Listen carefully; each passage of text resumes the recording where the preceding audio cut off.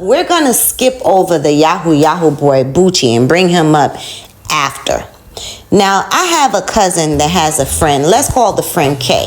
Never really liked her. Didn't really like her aura and whatnot. But one day she hit me up and she says, I'm coming to Nigeria. So I'm like, damn, I can't let my cousin's friend go out like that. Let me go ahead and hit her up. I'm asking her questions. She says she met this young guy online and he's living in Asaba. And I'm like, Asaba?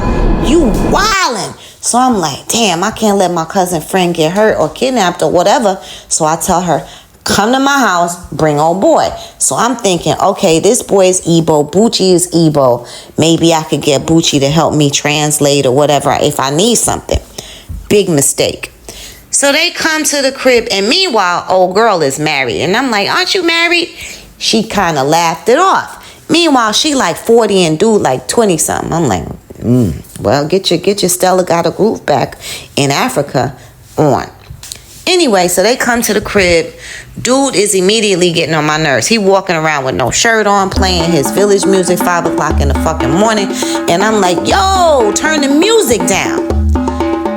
Something didn't rub me the right way about those two. I gave her a phone and I gave her a bank account to use. She kept her wallet and her passport in my room, but I felt it funny because they was having they was doing their thing and they weren't using any protection. And I'm like, what's going on?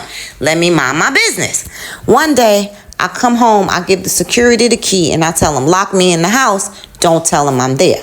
Next morning, somebody's tugging at my door. And I'm like, snatch the door open. He's standing there in his boxes. I'm like, you want something in here? And he shook his head, no.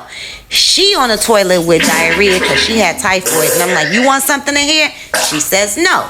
So I'm like, you know what? Something ain't right with these two. I put her passport and wallet on the pillow the next morning. She calls me up and says, did you put my passport and stuff on my pillow? I'm like, yeah, because I don't want to be bothered. I don't want nobody in and out of my room. I come home. They packed all their shit and left.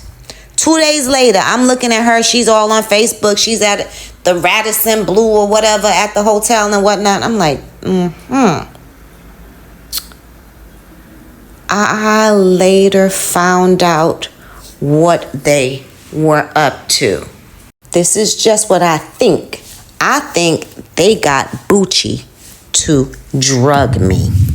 Subscribe for the next part.